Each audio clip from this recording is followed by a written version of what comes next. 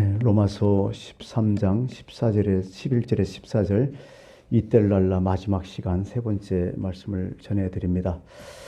12절에 그런 말씀 있잖아요. 밤이 깊고 낮이 가까워 왔으니,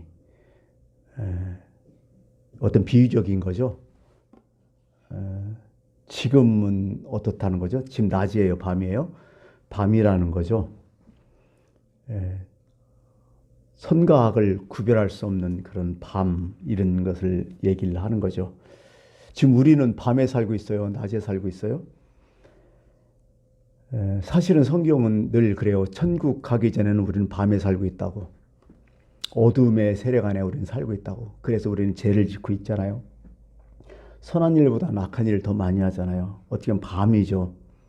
밤이라고 생각하면서 정신 차리고 살아가는 사람이 있는가 하면 세상이 다 그렇지 하면서 낮이라고 생각하면서 살아가고 있는 사람이 많이 있다는 거죠. 기독교 역사책 가운데 제가 이제 공부할 때 기독교 교회사 책들이 참 많거든요.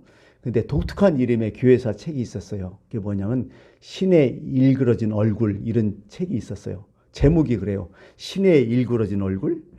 이게 도대체 무슨 책이야? 해가지고 그 책을 샀어요. 지금 제 책꽂이에 있는데, 교회사예요, 교회사. 교회사를 한마디로 이렇게 표현한 거야.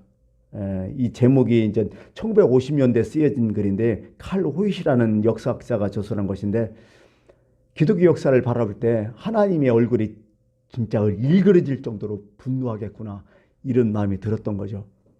기독교 역사도 그런데 우리나라 같은 일반 역사는 그렇지 않을까요? 아마 인간의 역사를, 이게 세계 역사라고 하죠. 보통 우리나라 역사도 있고 여러 가지 많은 나라들의 역사인데, 그 역사를 보면 참 심각할 정도로 참 그래요. 역사에서 가장 많은 역사가 뭔지 알아요? 많은 기록들이 다 전쟁 역사가 제일 많아요. 특히 유럽에서는 늘 전쟁 싸움이었어. 그 당시에 기독교 국가였었잖아요, 다. 근데 늘 전쟁이요. 종교 때문에 전쟁을 막 계속 일으킨 거죠. 우리 때는 보통 뭐 전쟁 영웅들 있잖아요. 전쟁 영웅들을 막 우리는 막 유명한 그런 사람 훌륭하다 뭐하다 얘기하지만은요. 사실은 뭐 전쟁 영웅 중에서 나폴레옹이랄지 이런 사람들, 내가 볼 때는요. 제가 볼 땐 죄송하지만은 그건 전쟁 광이야. 미친놈이야, 그건. 왜 멀쩡하게 평화롭게 살아야 되는데 왜 남의 나라를 침략해가지고 그렇게 힘들게 사람을 그렇게 많이 죽이고. 십자군 전쟁이라고 하는데 그것도 완전히 또라이 짓이에요. 죄송하지만 설교에 포함되는 단어가지만 이 미친놈들이 하는 거예요. 정말 이게 십자군 전쟁도. 살인하고 약탈하고 사람 죽이고 강간하고 별짓을 다 해요. 하여간 이런 것이죠. 노골적으로 생각해서 콜럼버스가 신대륙을 발견했다고 하는데 아니죠. 거기는 사람이 안 살았어요? 발견하길래? 아니죠. 원주민이 살았잖아요. 이미 원주민이 살았는데 뭘 발견이요? 그것도 웃은 거예요. 그러니까 역사라는 게 참 웃기는 거예요, 이게. 뭐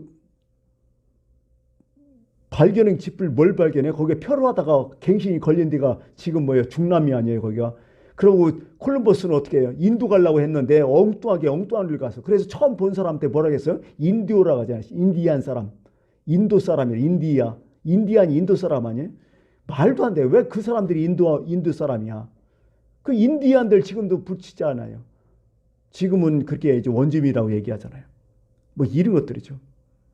우리나라 일제 강점기에 일본이 36주나 지배하면서 엄청 수탈하고 전쟁 일으키려고 만주사변이니 중국 침략 전쟁, 중일 전쟁이라 하죠. 그거 뭐 하면서 난징 대학살도 하고 여러 가지 엄청나게 일을 했잖아요.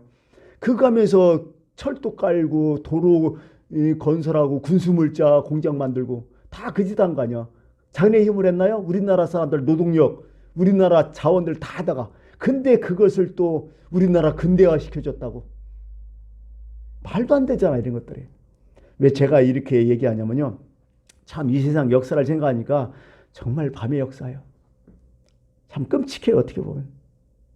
우리는 그 어둠이라는 것을 의식하며 좀 살아가야 되죠. 아니, 처음부터 우리가 어둠에 살았다면 어둠이 뭔지 모를 거예요. 원래 그러니까.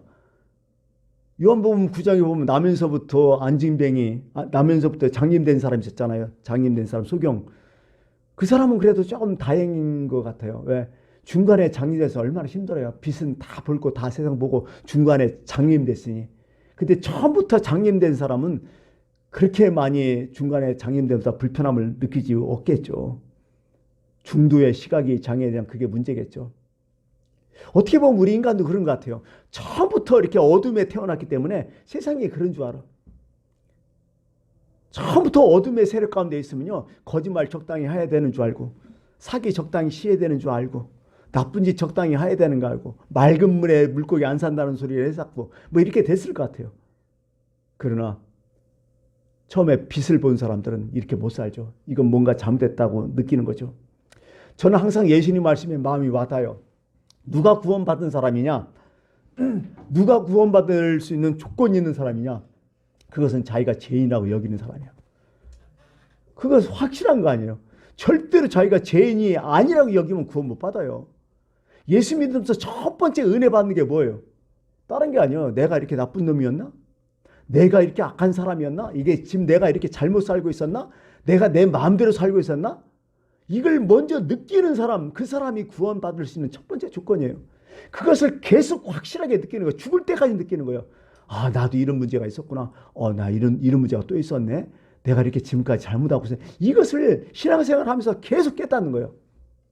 계속 주님에 가까이 갔다가 또 멀어졌다가 가까이 갔다가 멀어졌다. 이런 고민, 이런 갈등이 있어야 진짜 이게 예수 믿는 거예요, 이게. 예수 믿었기 때문에 나는 언제나 행복해요. 아무 문제 없어요. 아무 염려 없어요. 형통해요. 여러분, 이건 종교적인 포장이에요. 실제적으로 엄청나게 갈등과 엄청나게 고뇌와 엄청나게 고민을 많이 해요. 그게 사도 바울이 그렇게 다 쓴 거 아니에요, 성경에. 너무 힘든 거예요. 그러고 은혜 받고 뭘 했어도 때로는 어떤 문제에 부딪혀서 엄청히 싸울 때가 있고 엄청히 괴로워할 때가 있고 참 힘들 때가 있고 그런 거예요, 이게. 너무 종교를 너무 미화할 필요도 없어요. 성경에 나타난 여러 가지 정말 예수를 만난 사람들의 고백이 뭐예요? 베드로가 그렇잖아요. 베드로가 처음 예수님과 만나가지고 깊은 데를 가서 그물을 내려라 여러 가지 있고 마지막에 뭐예요? 예수님 정말 딱 만나서 뭐라고 해요? 예수님 아래 무릎을 탁 꿇으면서 이렇게 하죠. 주여 나를 떠나서서 나는 죄인으로서이다. 나 나쁜 놈입니다. 이런 거잖아요. 오늘날 내 안에 죄가 있다는 거, 내가 죄인이라는 거, 이 깨닫는 거 진짜로 복 받은 사람인 줄 알아야 돼요. 그게 첫 번째 난 복이라고 생각해요. 그게 영혼의 복이 바로 그런 거잖아요.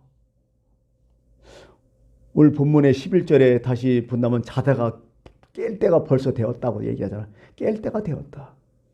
정신 차릴 때가 되었다. 그런 얘기겠죠. 깰 때가 됐다는 것은 이 시점이 뭐라는 거죠? 깊은 밤이라는 거죠. 곧 아침이 가까운다. 그렇기 때문에 깰 때가 되었다. 이것을 좀 더 해석한다면 뭐라고 해서 그 당시에 주님의 재림을 얘기하겠죠. 종말을 얘기하겠죠. 종말로 다가오고 있다. 끄트머리 다 가고 있다. 그러니까 정신 차려야 된다. 깰 때가 됐다. 깨어나지 못하면 그대로 어둠과 사라진다. 근신하라, 깨어라 이런 얘기겠죠. 예, 그러면서 11절 뒤쪽에 이는 이제 우리의 구원이 처음 믿을 때보다 가까웠습니다. 구원이 가까웠다는 것은 두 가지예요.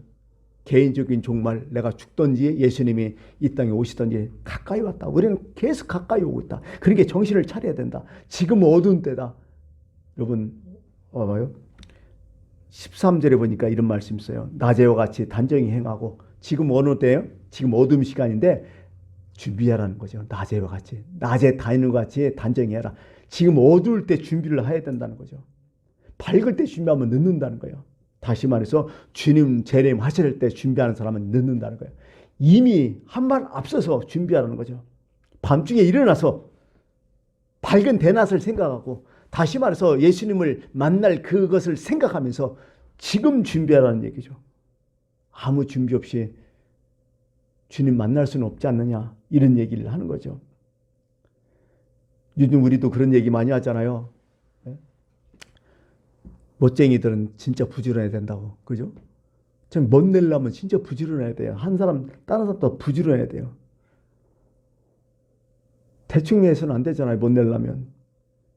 어떻게 보면 정말 우리는 기독교인들은 참 바쁜 사람들이야. 신앙생활 한다고 우리가 일상생활을 안 할 수 없나요? 안 할 수 없잖아요. 다 하잖아요. 더 열심히 하잖아요. 그 다음에 또 플러스 신앙생활 더 하려니까 더 힘든 거 아니야. 참 기독교인들은 그런 의미에서 참 바쁜 사람들이야. 성실하지 않을 수 없는 사람들이죠. 참 부지런해. 그래서 부지런해질 줄 모르겠어요. 예수 믿는다고 하면서 그 핑계 대고서 평소 때 아무 일도 안 한다? 그건 잘못이잖아요. 여러분 안식일 보통 십계명에 보면 안식일을 지키라고 분명히 나오잖아요. 안식일을 지킬 수 있는 그 조건이 뭐예요? 6개월 동안 땀 흘려 일하는 사람들이야. 그 땀 흘려 일 안 했으면 안식일이 의미 없다는 거야. 성경에도. 너희가 6일 동안 땀 흘려 일을 했기 때문에 안식일을 지키는 것이지, 안식일을 지킨다 그것만 있다 웃기는 얘기 하지 마요. 6일 동안 진짜 열심히 땀을 해서. 왜? 하나님께서 그랬잖아요. 6일 동안 천지를 창조하시고 제7일 날 안식하셨다고 나오잖아요. 창세기에. 하나님이 6일 동안 천지를 창조하셨다는 거죠. 물론 하나님이 피곤해서 쉬는 건 아니겠죠. 그 의미는 뭐겠어요? 천지를 창조하실 때 정말 하나님이 쉴 수 있을 정도로 엄청나게 천지를 잘 하나님께서 마음껏 만드셨다는 거죠. 잘 만드셨다는 거죠. 하나님의 모든 정성과 모든 수고가 다 들어갔다는 거예요. 그걸 의미하는 거지. 뭐 하나님 피곤해서 쉬고 그건 아니죠. 그러므로 우리가 일생생활을 할 때 정말 내게 주어진 시간, 정성을 들여서 최선을 다해서 열심히 살아가는 것. 그 사람이 충분히 안식을 할 수 있는 사람이죠. 일단은 오늘 낮에와 같이 단정히 행하라. 지금 밤이다. 그러나 너희들이 한 발 일어나서 앞서서 어두울 때 준비를 해라. 이런 얘기를 쭉 하고 있는 거죠. 우리는 지금 어둠에 살지만은 이미 마음은 어디에 있어요? 낮에 와 있다는 거예요. 낮에 마음을 품고 살아라는 거죠. 빛을 안고 살아라는 얘기야. 이미 빛이 오셨잖아요. 예수 그리스도가. 이 세상은 어둡다고 해서 어둠에 그냥 우리가 살아요? 아니죠. 우리는 빛과 소금이란 얘기가 그런 얘기 아니에요. 이 세상은 어둡지만 우리 가운데는 늘 빛을 품고 살아라. 낮에와 같이 그런 마음으로 살아라. 그런 거죠.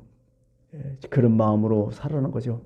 어떻게 보면 성경에서 모든 예언은요, 어떤 의미로 당하냐면, 여러분 예언하면요, 뭘 콕 집어서 이렇게 하는 게 아니라 대부분 준비하는 소리가 제일 많아요. 한 90%가 그런 얘기요.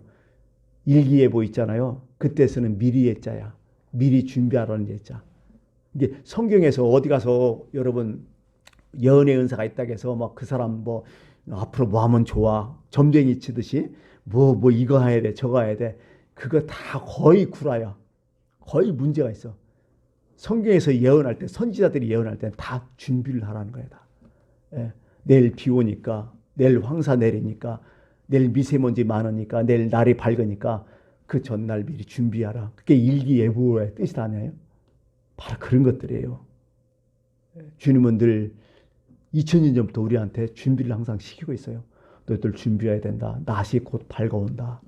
그러니까 밤중에 일어나서 이제 자다가 깰 때가 되었으니 좀 있으면 밝은 아침이니까 미리 일어나서 아침 새벽을 맞을 준비하라. 그런 얘기를 하는 거죠. 이게 다 모든 것이요. 그리스도인의 윤리 생활에 대해서 얘기하는 거죠. 그리스도인은 이렇게 살아야 된다. 이 말씀을 하는 거고요. 특히 이제 오늘 이 본문 말씀 11절부터 14절 말씀은요, 꼭 생각나는 사람이 있어요. 그 누구냐면 성 어거스틴, 아우구스티누스라고 하죠. 성 아우구스티누스가 아마 아우구스티누스가 제일 좋아하는 그런 구절일 거야. 엄청나게. 왜냐하면 저기 어거스틴이 이제 신앙생활을 시작했고 구원의 확신은 있었고, 그런데 내가 하나님의 자녀로서 구원의 확신이 있었지만 늘 자기 행위에서 갈등이 많았었어. 이 사람도요. 신앙은 있었지만은요, 그 전에 있던 그 행동들을 끊지를 못했어. 계속 방탕했고, 좋지 않은 습관들, 지금까지 해왔던 것을 계속 하고 있어요. 사람이 금방 안 바뀌잖아요. 그런 게 미치는 거예요. 아우구스티누스가. 알기는 알아. 근데 안 바뀌어. 자꾸 끌려가는 것 같아. 너무 힘들어. 믿음대로 살려가지만 행동이 안 따라져. 마음이 원이지만 육신이 안 돼. 열심히 사는 것 같아도 어느 순간에 또 넘어져. 또 깨끗하게 살려가는 것 같아도 어떤 순간에 또 더러운 일을 또 해. 그러면서 자기 고민, 자기 갈등이 엄청 빠졌던 거죠. 여러분, 이게 보편적인 어떻게 보면 신앙인들의 고민, 갈등이 이건 죽을 때까지 해야 돼. 그래서 세상에서 가장 큰 전쟁터는 내 마음이라잖아요. 하여간 엄청나게 고민과 어려움이 너무 많았어요. 신앙생활을 하지 않을 때보다 더 힘든 거예요. 이건 미치는 거예요. 이건. 그래서 고백록에 보면 이런 기도를 해요. 어거스틴이 주여 언제입니까? 이 모순과 갈등의 생활을 언제까지 해야 합니까? 내일입니까? 모레입니까? 언제부터 바르게 살 수 있겠습니까? 아니면 영원히 깨끗하게 살지 못하는 것입니까? 이렇게 하면서 진솔한 고백을 해버려요. 우리도 다 그 고백 하셨잖아, 지금도. 그러면서 나중에 나는 정말 구제불능입니까? 그런 고민을 해요. 근데 어느 날 정원을 거닐고 있는데 계속 이런 고민 가운데 있었던 거야. 어떻게 하면 좋냐. 마틴 루터도 그랬잖아요. 마틴 루터도 신앙생활과 신앙과 자기 행동 보니까 너무 결의가 있던 거야. 그래갖고 무릎으로 그 성당 계단을 계속 올라가는 일들 있잖아. 무릎 다 까지면서까지 그런 고민을 많이 했었어요. 그런 분들도 똑같은 거예요. 그래 이런 고민 저런 고민을 하고 있을 때 갑자기 거기에서 노는 애들이 있었는데 막 음성이 들는데 자꾸 이렇게 들려오는 거야. 그 집어서 읽어라, 취하여 읽어라 이런 식으로. 뭘까? 자꾸 그 음성이 막 들려오는 거야. 애들이 막 음성으로 떠드는데 자기한테는 그 음성이 들고서 읽어라, 펴서 읽어라, 취하여 읽어라 뭐 이런 얘기.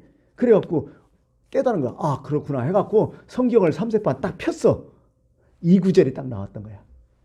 11절, 14절. 너희가 이 시기를 알거니와 자다가 깰 때가 벌써 되었으니 이는 이제 우리의 구원이 처음 믿을 때가 가까웠으나 밤이 있고 낮이 가까웠으니 그러므로 우리의 어둠을 벗고 빛의 갑옷을 입자. 낮과 같이 단정히 행하고 방탕하거나 술 취하지 말라. 음란하거나 호색하지 말며 다투거나 시기하지 말며 오직 주 예수 그리스도로 옷 입고 정욕을 위하여 육신의 일을 도모하지 말라. 똑같아요. 이거 거기에 직접 써놨어요. 본인이 이 말씀이 탁 떠올라갖고 그때 이 말씀이 마음에 확 들어왔다고. 가슴을 때렸다. 우리는 이때 그런 표현이죠. 말씀의 포로가 되었다고. 그죠? 이제 내가 말씀을 읽은 게 아니라 하나님의 말씀이 나를 잡아버렸어. 그러면 이제 사태가 좀 이상하게 변하죠. 왜? 내가 말씀을 읽고 내가 해야지 노력했는데 때로는 어떻게 해요? 그 말씀이 나를 포로로 하니까요. 내가 자동으로 되는 거야. 그냥. 이끌려가는 거야. 우리 말씀대로. 그게 편한 거야. 사실은. 내가 말씀을 쫓아갈 때는 힘들고 지쳐. 근데 말씀이 나를 이끌고 가버리니까 내가 편한 거예요. 거기서 그 아우구스틴이 그걸 깨달았어. 그래서 말씀의 능력이라는 거죠. 예. 내게 주시는 말씀으로 딱 해서 그렇게 방탕했던 그것을 그때부터 끊기 시작해요. 물론 어거스틴이 완전히 온전한 사람이 됐다는 건 아니에요. 그러나 성자까지 붙은 정도 됐으니까요. 사람 눈에 볼 때는 엄청난 거죠. 대단히 훌륭한 거죠. 그래서 오늘 이 본문 말씀이 그런 뜻이에요. 사실은요. 오늘 본문을 읽으면서 여러분들도 말씀을 읽을 때 어떤 한 구절이 나는 그런 경우도 참 많아요. 어떤 한 구절이 마음을 내가 계속 때릴 때가 있어. 그 말씀이 계속. 그러니까 모든 것이 쉬워지는 거야. 계속 그 말씀이 머릿속에 막 빙빙 도는 거야. 일단은요, 여러분들 말씀을 많이 읽어놔요. 그러면 어느 순간에 내가 기억지 못한 말씀이 어떤 문제가 될 때 그 말씀이 머릿속에 막 계속 떠올라. 그 문제가 쉬워져요. 확실히 편해요. 확실히 좋아요. 진짜. 그래서 이게 내게 능력이 되는구나. 이런 생각이 들어요. 아마 그런 거 같고 거의 같을 것 같아요. 일단 여기까지 하고요. 오늘 다시 어둠의 일을 6가지 항목으로 쭉 얘기를 해요. 첫째가 방탕이었죠. 두 번째가 술 취함, 세 번째가 음란, 네 번째가 호색, 다섯 번째가 다툼, 시기, 뭐 여러 가지 다섯 번째를 구체적으로 바울 시대의 어두운 일들을 쭉 얘기해요. 지금 방탕, 뭐 대부분 알겠죠. 목적과 중심, 기준이 없는 생활이에요. 그게 방탕으로 봐요. 삶에 목적이 없는 거, 그 방탕이에요. 삶에 기준이 없는 거, 중심이 없는 거, 그거 다 방탕이라고 여겨요. 우리의 중심은 예수 그리스도 아니에요? 우리의 목적은 예수님 아니요? 우리의 삶의 기준은 성경 아니요? 이런 방탕이 아닌 거예요. 근데 내 마음대로 자기 마음대로 사는 거야. 그게 방탕으로 봐요, 성경은. 이거 하지 마. 술 취함. 그 당시에는 악의 근원을 봤죠. 그 당시에 문화죠, 술 취하는 것이. 예. 그래갖고 성경에 술 취하지 말라는 얘기가 참 많이 나와요. 예. 악의 근원을 봤어요, 항상. 예나 지금이나 술 취한 사람이 문제죠. 예. 가장 술 취해갖고 실수하는 게 가장 문제잖아요. 그때도 그 문화였기 때문에, 술 취함이 문화였기 때문에. 셋째는 음란이라서 코이테라고 하는데요. 이 부도덕한 삶의 전체이죠. 육체와 뭐 영혼과 끌려 없이, 예. 육체에 끌려다니는 행위들 있잖아요. 예. 이게 아닌데 하면서 육체에 끌리는 행위들, 그것을 음란이라고 여기고, 호색, 아셀게이아 그래갖고요. 예. 부끄러움을 모르는 추잡한 이런 뜻을 해석할 수 있어요. 추잡하고 부끄러운 행동들. 그러면서 공개적으로 이게 또 용기로 막 비춰지는 것들 있잖아요. 하여간 부끄러움을 모르면서 이걸 또 용기로 막 비춰지는 그런 문화들. 그 당시에 그랬다는 거죠. 다툼 에리스라고 해서 이건 뭐 특권의식을 얘기하는 거죠. 그 당시에 우리나라 요즘 민주주의처럼 민주주의 사회가 아니잖아요. 계급 사회였잖아요. 그 당시에도. 그리고 지금 로마가 지배하는 사회에서요. 어떻게 보면 이계 질서가 확실하고 전쟁터잖아, 다. 뭐 이런 것들이죠. 이런 것들, 시기 쭉 여러 가지 나오는데요. 14절에 마지막 그런 얘기했죠. 오직 주 예수 그리스도 옷 입고 정욕을 위하여 육신의 일을 도모하지 말라 하면서 맞춰요. 예수 그리스도의 옷을 입어라. 이건 뭐예요? 빛의 갑옷을 입어라. 똑같이 알잖아요. 그래서 지금은요, 우리가 옷을 입어야 돼요. 사실은 여러분 밤에 잘 때 대충 간편한 옷장으로 잠을 잤잖아요. 이제 일어나서 예수님의 옷을 입어야 돼요. 빛의 갑옷을 입으란 얘기야. 예. 그게 바로 이 시기와 때라는 거야. 그래서 여러분, 우리가 마지막 남은 이제 부활절도 지났으니까, 부활절 지나고 또 예수님이 또 하늘로 올라 승천하셨잖아요. 그럼 마지막 하나 남은 거 아니야? 지금 주님의 재림 아니에요? 그래서 어떻게 보면 주님의 재림하는 마음으로 평생 살라는 거죠. 성경의 마지막도 뭐야? 주 예수여 어서 오시옵소서 끝나잖아요. 우리의 신앙생활을 얘기하는 거예요. 마지막 때를 사는 자처럼 주님이 오시는 것처럼 그렇게 믿으면서 그렇게 긴장하면서 살아라는 얘기죠. 그래서 늘 언제나 주님 오셨을 때 환영하는 여러분들 꼭 됐으면 좋겠습니다. 기도하겠습니다.